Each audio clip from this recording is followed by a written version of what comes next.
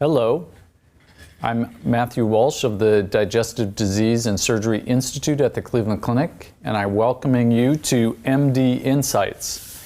It's really a pleasure to have as our guest Dr. Emre Gorgun, who's a colorectal surgeon, and he does some interesting and pioneering work on endoluminal colon surgery. So Dr. Gorgun, tell us a bit about what this is, endoluminal colon surgery. Sure. Thank you very much, Matt, and thank you for having me in this very important and interesting online tool. This is hopefully going to be very educational for the listeners. Endoluminal surgery is a new field within our specialty, and we think that it's going to help a lot of our patients to save their colons. Why is that so? In the United States, there's a large number of patients that are discovered with non-malignant or early malignant lesions of the colon and rectum. And that's thanks to the extensive and widespread screening protocols. And as you know, recently, U.S. Preventive Task Force also decreased the age of screening in the United States to 45. In addition, this will also, I think, help to get even more patients discovered with a large number of polyps in the colon and rectum. And what typically traditionally happens when patients are discovered with these non-malignant and early malignant lesions, they are automatically sent to a surgeon. But you know, Matt, most of the time, these lesions, despite the fact they might be a little more complex than traditional small polyps or abnormal tissues in the colon, they can be managed by endoscopic techniques, advanced endoscopic techniques, and removed.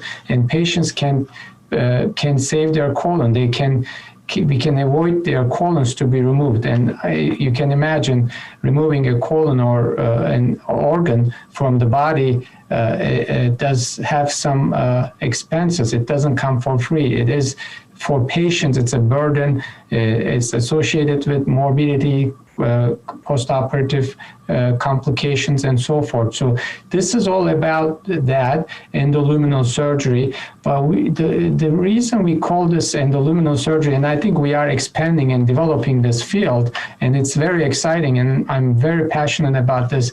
This is an expansion in our field for colorectal surgery, a new term that we are introducing, but with the innovation of new techniques and advanced procedures, I believe that this is going to be an expanding field that we can remove and attack or tackle even more complex lesions in the near future, and also we are doing it now as well.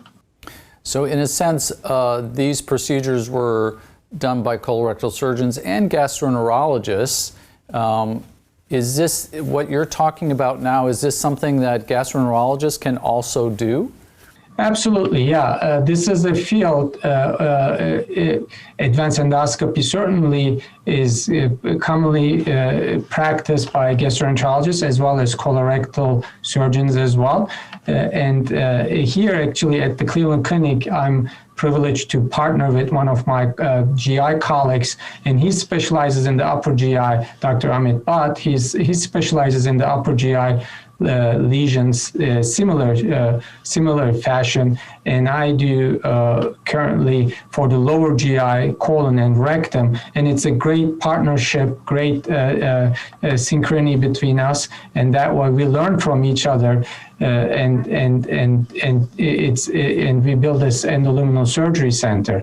Certainly, gastroenterologists also, they are outside our institution. There are some gastroenterologists also doing endoluminal surgical work, if you will, in the colon and rectum as well. But I do believe as we do more and more in the lumen inside of the colon, in accessing into the organ through the anus, there's going to be more expansion. You know, what I mean by that is retraction, contraction, using some accessory devices, enabling technologies. We for example, place it over tube through the scope, and that helps us to bring additional graspers into the into the lumen, into the space.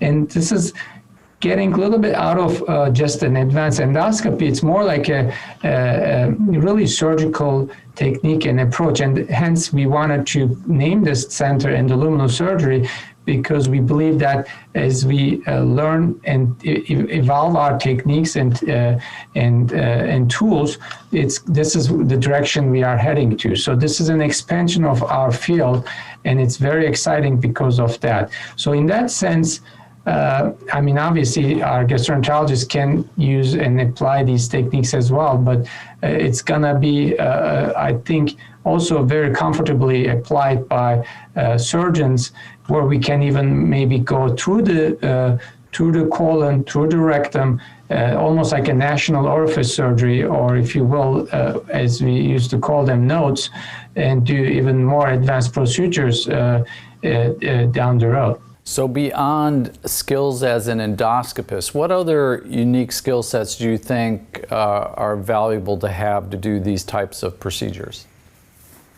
So it's not, of course, just doing it or having the technical ability to do it, also to having a good judgment, having a good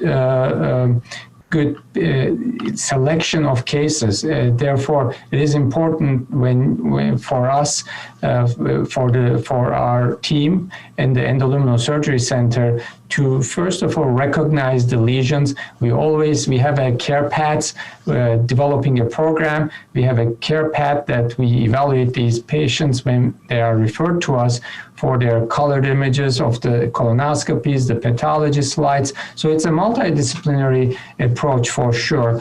We partnered with our colleagues from different disciplines. We meet on a monthly basis and work on our programs and surveillance, survivorship protocols and so forth. So it's not necessarily technical, it's only the technical approach of the things. It's definitely a whole teamwork, and I'm very privileged and honored to be working at this institution that allows us to be in this type of a setup. So let's talk a bit about patient selection. So does the location of these lesions, these precancerous lesions, rectum versus colon, parts of the colon, how much difference does that make? It makes quite a bit of a difference. Colon is, of course, an organ that is very challenging in terms of doing advanced procedures. The main reason for that is, as you can imagine, is the risk of complications. It's a fairly paper-thin organ, and when you try to take things out, remove things out, excise things, tissue resections, you run into the problem that you can easily rupture the colon and perforate. So that makes colon to a great extent a risk factor. But that's also another reason why we believe in our endoluminal surgery center.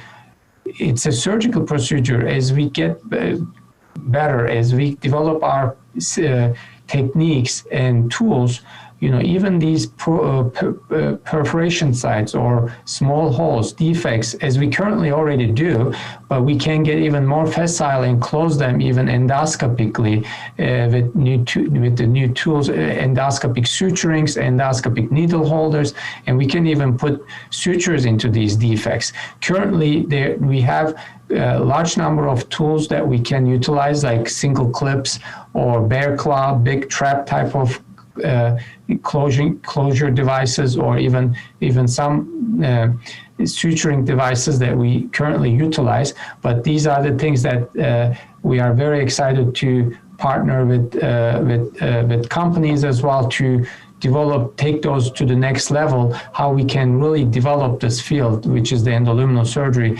and think beyond just the colonoscopy, that the scope that is developed 60, 70 years ago. So to take it to the next level, how we can bring this to a next next generations in an advanced fashion. How much does the absolute size of the lesion itself matter in determining the approach?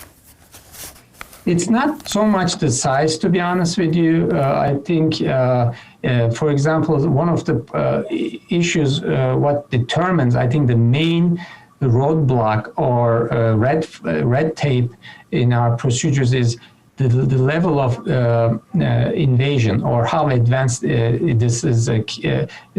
lesions that we're dealing with is cancer. So certainly early rectal or early lesions, early cancers can be still managed with this as long as the lymphatic involvement is minimal or negligible. Therefore, we certainly watch and do end block resections, remove these lesions in one piece, and then assess and measure the depth of invasion. As long as this is less than 1,000 micrometers, we are good.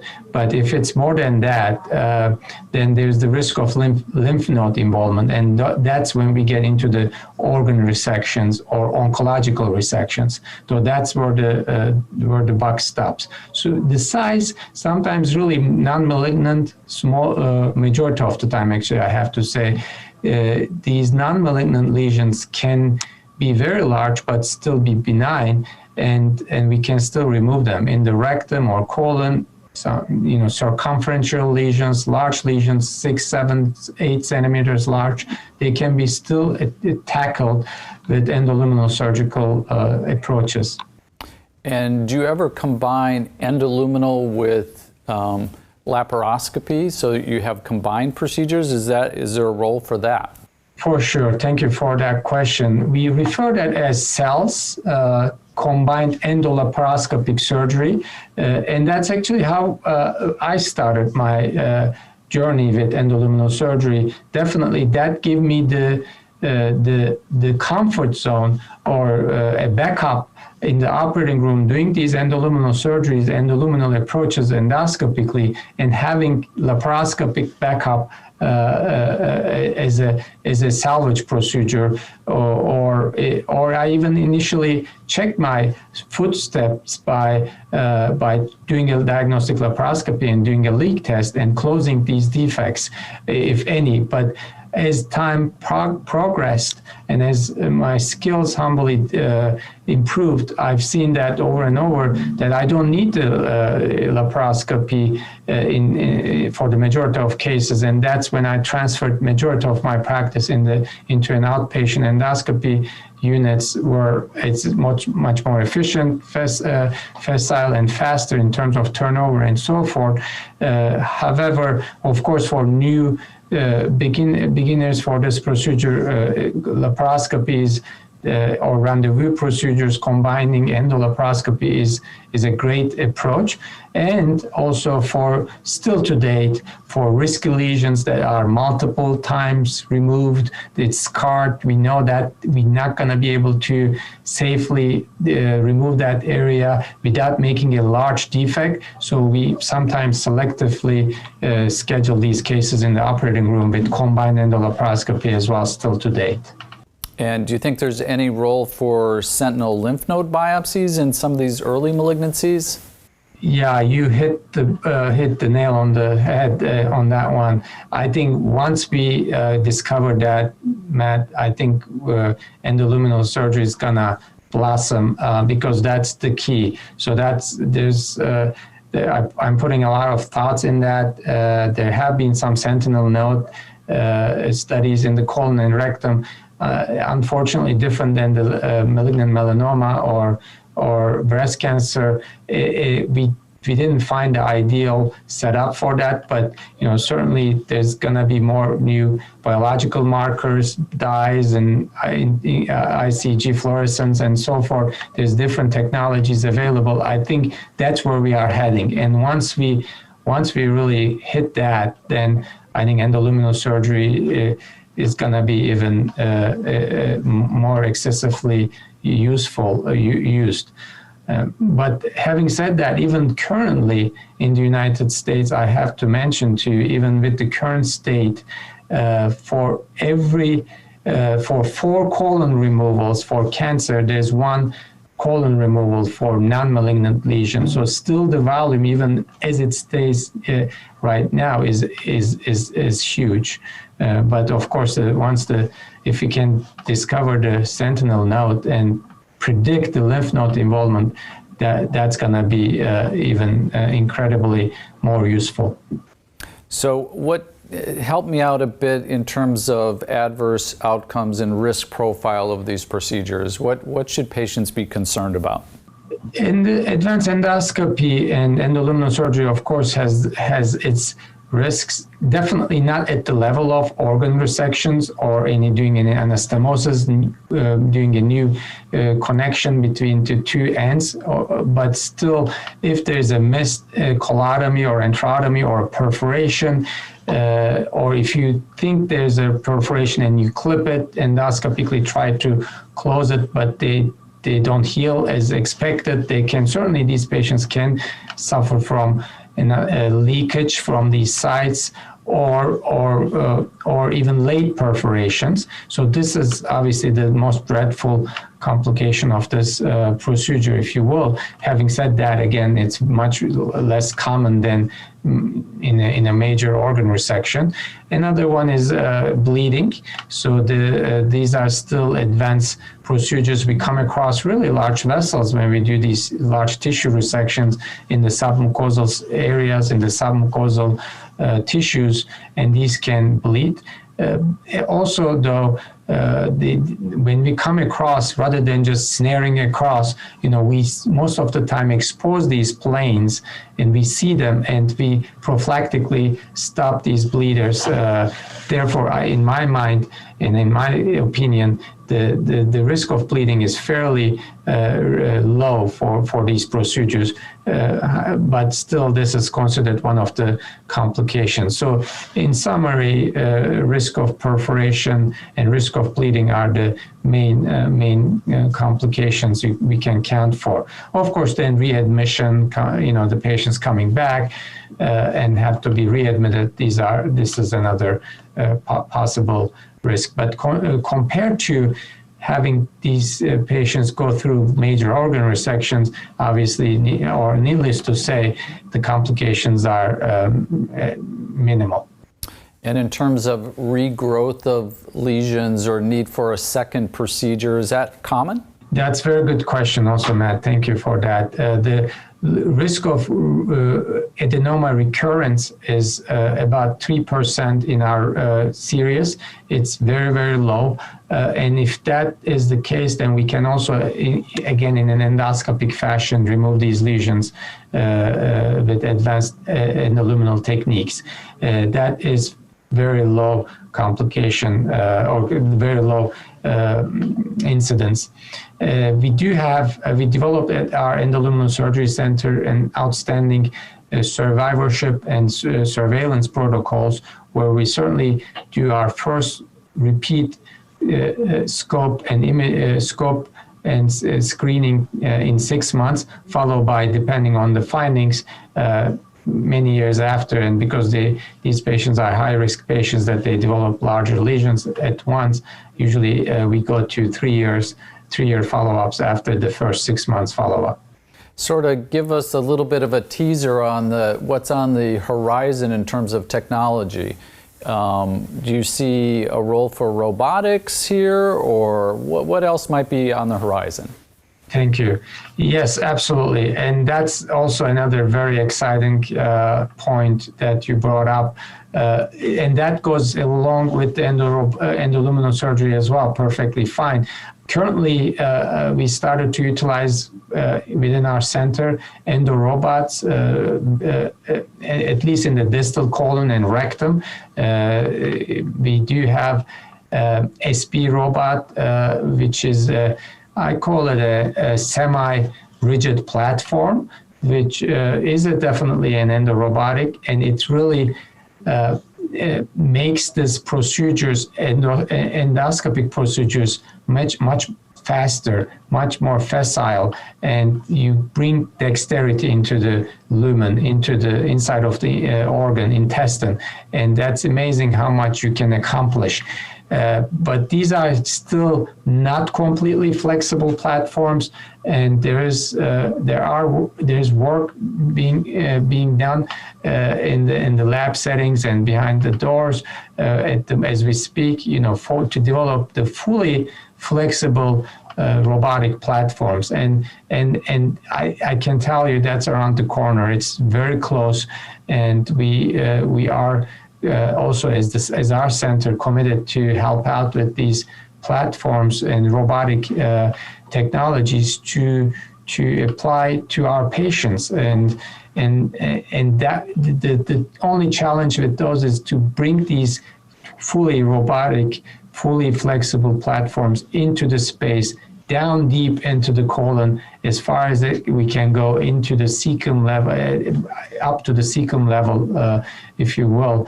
And once we accomplish that, that's going to also give us much more dexterity inside of the intestine, where again we can really do suturing, remove and tackle much larger lesions, tougher lesions.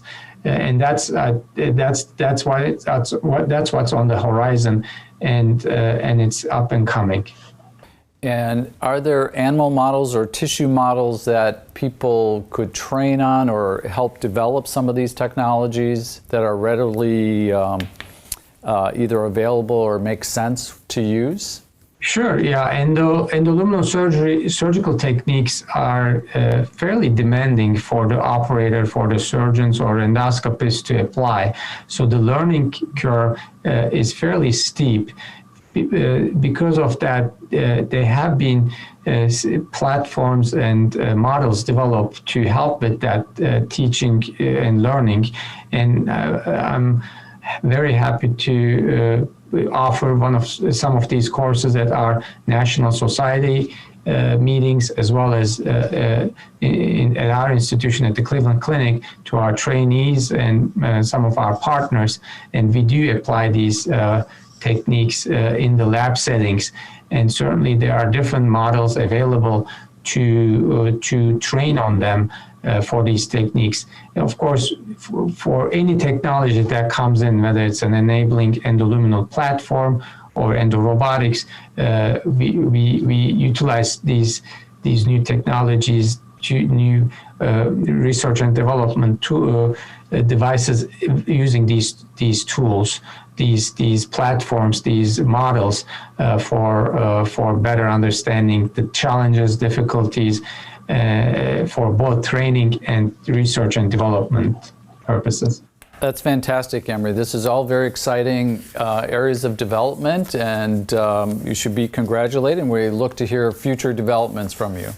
So thank you all for joining us today on MD Insights.